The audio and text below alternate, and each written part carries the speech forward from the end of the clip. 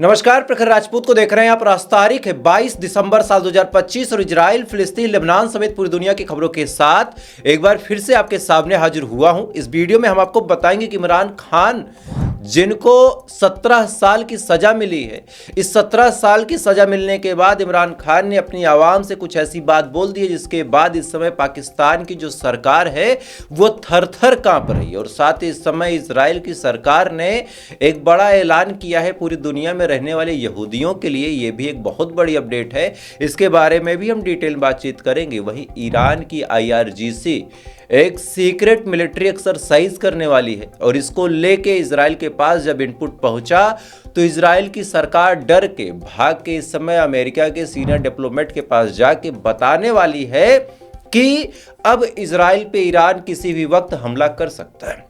अब इसके पीछे कौन सी बड़ी अपडेट आई है, इसके बारे में भी हम डिटेल बातचीत करेंगे। और साथ ही बांग्लादेश में जो हिंदुओं पे अत्याचार हो रहा, जो अल्पसंख्यकों पे अत्याचार हो रहा, वहां पे जो कुछ भी हो रहा उसको लेके ओवैसी साहब ने ठीक 1 साल पहले क्या कुछ कहा था। ये बात अगर भक्त मंडली सुन ले तो सुनने के बाद उनके पैरों तले जमीन खिसक जाएगी। तो क्या कुछ कहा था उसके बारे में भी आपको डिटेल बताऊंगा। और साथ ही गाजा, फिलिस्तीन और लेबनान की कुछ बड़ी अपडेट है उनको भी आपको बताऊंगा। यानी यकीन मानिए अभी वाली जो खबर है ये खबर बहुत ज़्यादा इंपॉर्टेंट है, इस वजह से वीडियो को लास्ट तक जरूर देखिएगा। और साथ ही जब भी मैं वीडियो डालूं कभी भी कोई भी खबर आपसे मिस ना हो, इस वजह से आप लोग मेक श्योर कीजिएगा कि आपने चैनल को सब्सक्राइब किया है। क्योंकि मैंने देखा है कि बहुत सारे लोगों ने वीडियो तो देखना शुरू कर दिया है लेकिन वो सब्सक्राइब करना भूल चुके हैं। तो आप सब्सक्राइब करिए ताकि जब भी मैं वीडियो डालूं सबसे पहले नोटिफिकेशन आप तक पहुंचे और सारी वीडियो आप इत्मीनान से बैठ के देख सके। खैर, आपने उम्मीद है सब्सक्राइब कर लिया होगा। तब तक एक करके मैं आपको खबरें बताता हूं। सबसे पहली और सबसे बड़ी खबर निकल के सामने आ रही दोस्तों पाकिस्तान से।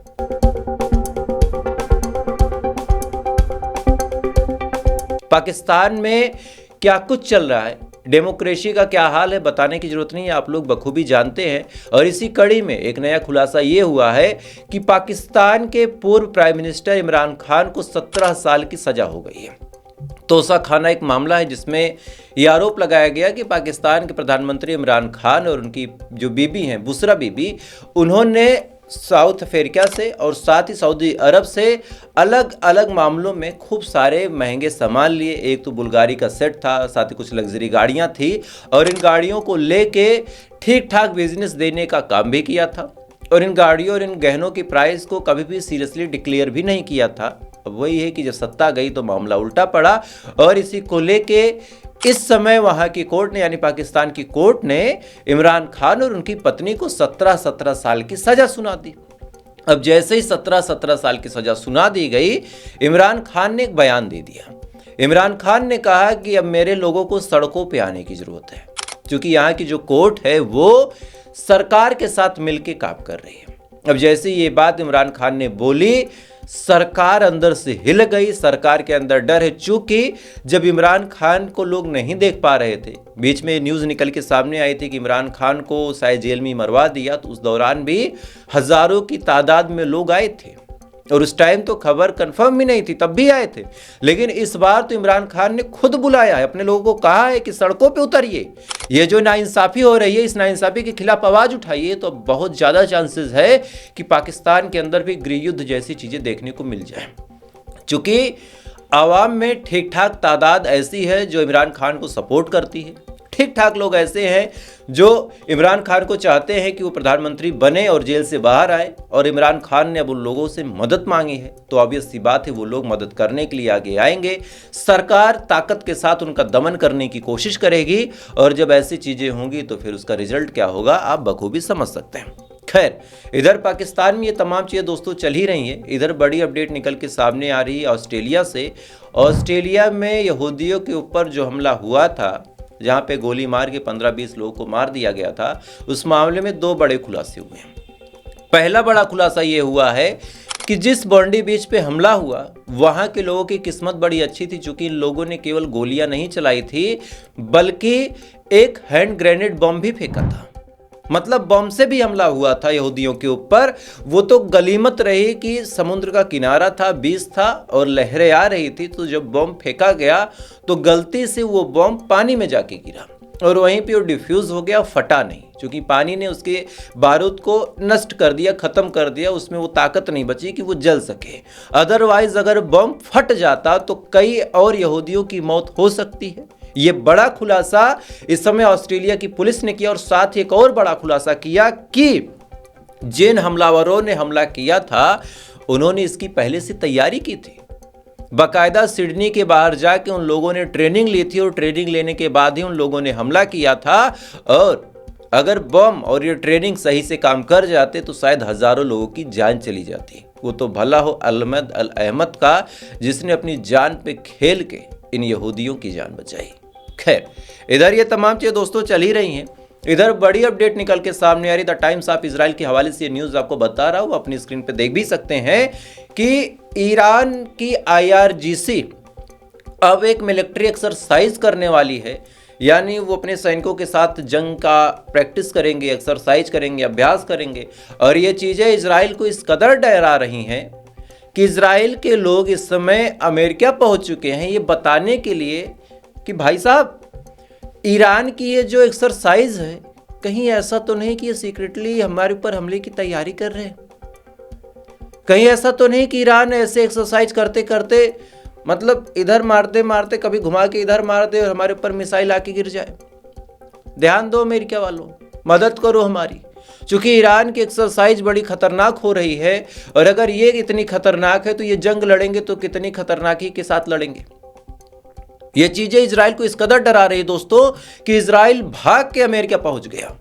मतलब अगर ईरान एक्सरसाइज भी कर रहा है तो उससे भी इजराइल की फटी पड़ी। द टाइम्स ऑफ इजराइल, सोचिए इजराइल की अखबार की ये कटिंग है जिसके हवाले से मैं आपको ये खबर बता रहा हूं। आप सोच के देखिए कि ये कितने डरे हुए लोग हैं। ये बात करते हैं कि हमारे पास इतनी ताकत है, लेकिन अंदर की सच्चाई ये है कि अंदर से इतने टूटे और डरे हुए हैं कि इनको कोई भी रास्ता सही से दिखाई नहीं देता। खैर, इधर ये तमाम चीजें चल ही रही हैं। इधर जो इजराइल के फॉरेन मिनिस्टर गिदोन सार हैं, इन्होंने एक आह्वान दिया है पूरी दुनिया के यहूदियों को। इन्होंने कहा कि पूरी दुनिया में जितने भी यहूदी हैं वो कहीं सेफ नहीं है। ना ही वो इंग्लैंड में सेफ हैं, ना ही वो फ्रांस में सेफ हैं, ना ही वो जर्मनी में सेफ है, ना ही वो अमेरिका में सेफ है। इस वजह से जितने यहूदी हैं अब लौट के इजराइल आ जाएं। जितने यहूदी हैं, वो चाहे ऑस्ट्रेलिया के हों, चाहे भारत में रह रहे हों, चाहे किसी और देश में रह रहे हों, आ जाएं वापस, क्योंकि इनके ऊपर अब कहीं भी हमला हो सकता है। ये बात जब गिदोन सार ने बोली तो मैं इनकी बातों से इत्तेफाक करता हूं कि यहूदियों पे हमला हो रहा है और कहीं भी हो सकता है, नो डाउट। लेकिन यही एक सवाल पूछना चाहता हूं इनसे कि भाई साहब एक बात जरा आप बताइए कि ऐसी कौन सी हरकत आपकी खराब हो गई जिस वजह से आपके ऊपर कहीं भी हमला हो सकता है। और भी तो धर्म के लोग हैं। माइनॉरिटी की बात करें तो पारसी कितने हैं? भारत में 1-8% हो गए, बाकी 1-2 देश और है वहां भी 1-2% हो गए, उससे ज्यादा उनकी तादाद ही नहीं। फिर भी कभी पारसियों ने नहीं कहा कि सब लोग इकट्ठे हो जाओ हमारे पर हमला हो सकता है।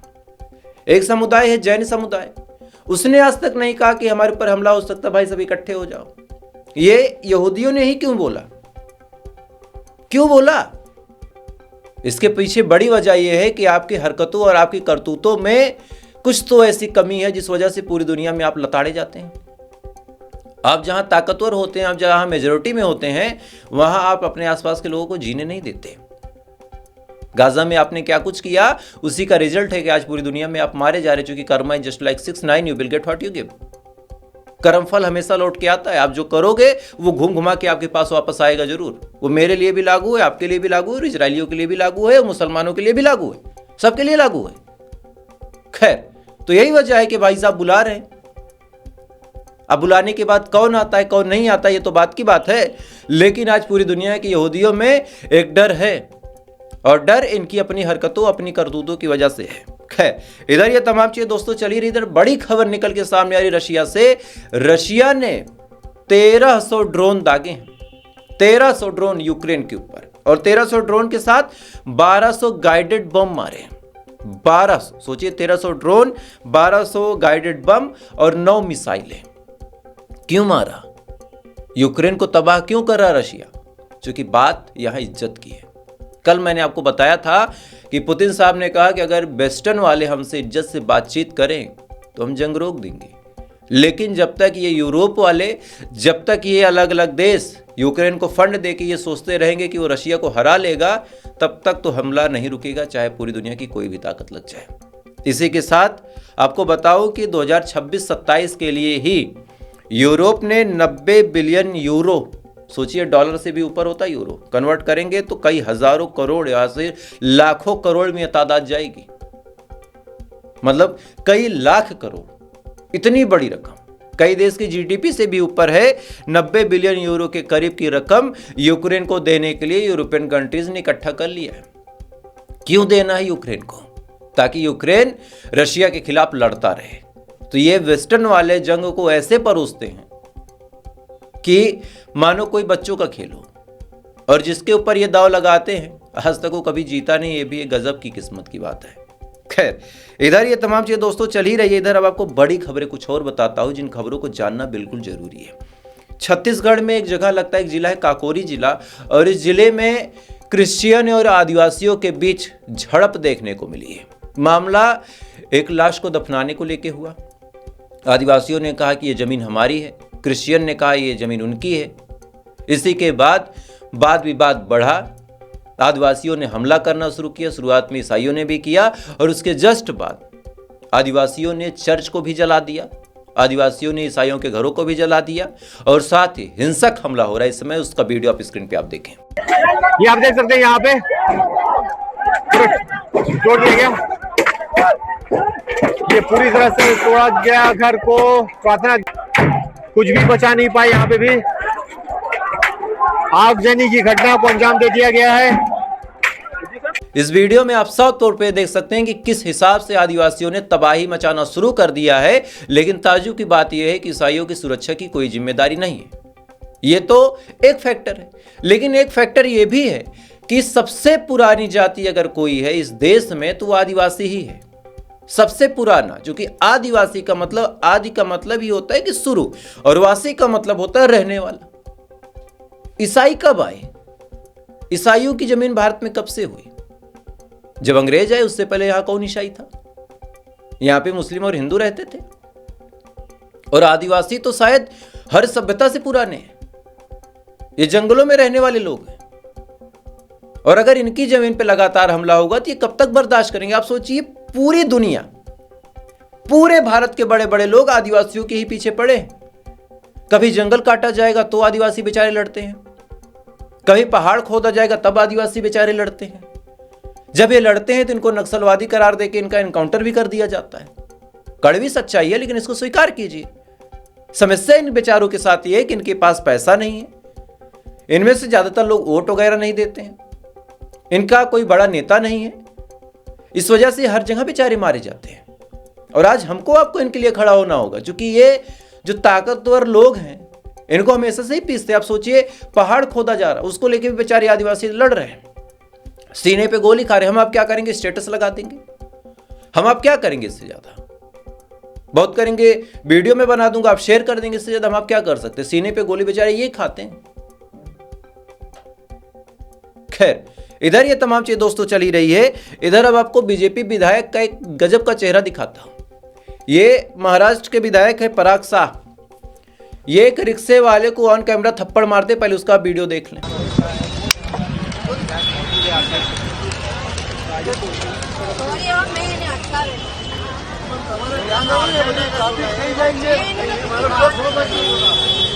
इस वीडियो में आप साफ तौर पे देख सकते हैं कि पराग शाह ने एक ऑटो चालक को थप्पड़ मारा, वो भी दिन दहाड़े। अब एक सिंपल सा सवाल है कि क्या एक विधायक को इख्तियार हासिल है वो किसी को थप्पड़ मार दे? वो रिक्शा वाला था, गरीब था, तो उसकी कोई इज्जत नहीं है। हालांकि मेरी टीम ने जब इसके बारे में जांच पड़ताल की तो पता चला कि पराग शाह ट्रैफिक नियम को लेकर मुहिम चला रहे थे, और मुहिम चलाने के दौरान जो लोग रॉन्ग साइड से आ रहे थे उनको डांट फटकार रहे थे। इसी दौरान ये रिक्शा वाला बड़ी तेजी के साथ आया, आने के बाद वहां से जाने लगा, वो भी रॉन्ग साइड से।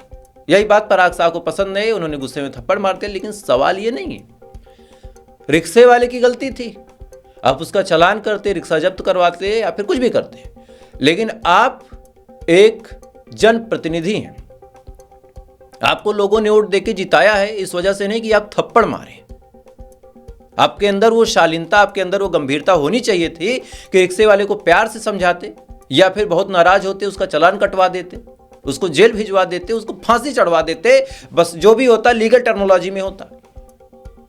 अभी ये रिक्शा वाला किसी को थप्पड़ मार देता तो बीजेपी के जो विधायक हैं पराग शाह जी, ये तो तिलमिला जाते, तब तो संविधान खतरे में आ जाता, लेकिन आज नहीं आया। और उसके पीछे वजह यह है कि रिक्शा वाला गरीब है बेचारा, बाकी और कोई लॉजिक नहीं है। खैर, इधर ये तमाम चीजें चल ही रही हैं, इधर हमारे देश की सरकार हिंदू मुस्लिम हिंदू मुस्लिम हिंदू मुस्लिम कर रही है, लगातार हर जगह हो रहा है हिंदू मुस्लिम। लेकिन जिस ओवैसी से ये अंधभक्त मंडली नफरत करती है, उन ओवैसी साहब ने साल 2024 में एक बात बोली थी। उन्होंने कहा था कि बांग्लादेश में जो हिंदुओं पे अत्याचार हो रहा है उसको लेकर सरकार कोई कदम क्यों नहीं उठाती। एक बात और बोली थी कि भारत सरकार ने बांग्लादेश के विकास के लिए $10 मिलियन देने का ऐलान क्यों किया है। क्या कुछ कहा था ओवैसी साहब ने साल 2024 में, उसका वीडियो देखें आप। And we have committed $10 billion to the development of Bangladesh. What steps is this government taking to ensure that the Hindus in Bangladesh are protected and temples are protected? And what steps is this government taking to stop this dumping of fabrics from Bangladesh, which is destroying the powerloom industry? इस video में आप साफ तौर पे देख सकते हैं कि ओवैसी साहब ने एक बड़ा तंज कसा था उस टाइम भी, और उन अनभुक्तों के मुंह पे मूता भी था, जिन लोगों ने ये कहना शुरू किया था कि भाई ओवैसी तो मुल्ला है, ये तो ये करता है वो करता है। भाई बड़ी सिंपल सी बात है कि आज जब भक्त मंडली खामोश हो गई तो हिंदुओं की आवाज उठाने के लिए कौन आया? यही मुल्ला आया ना। अब चाहे इसको आप गाली दे लें, चाहे जो कह ले, लेकिन जब अपोजिशन भी आज कह रहा है कि बांग्लादेश में हिंदुओं पे अत्याचार हो रहा है, मोदी साहब कुछ करो, उस समय भी मोदी साहब शांत है, एकदम शांत, एक शब्द नहीं बोलता ये बंदा। अरे अनभक्तों, कुछ तो शर्म कर लो, पूछ लो अपने पापा से कब होगी कार्रवाई। डायलॉग बड़े बड़े। खैर, तो फिलहाल ये थी पूरी खबर, और इन खबरों के बारे में आपकी क्या राय कमेंट जरूर कीजिएगा। वीडियो अच्छा लगा लाइक सब्सक्राइब करके अपना प्यार दे सकते हैं। बाकी थोड़ी देर बाद आपसे फिर मुलाकात होगी ऐसी किसी खबर के साथ। तब तक आप अच्छे रहे, खुश रहे, अपना ख्याल रखें, अपने देश का ख्याल रखें। जय हिंद, ऊपर वाला आपकी हिफाजत करे।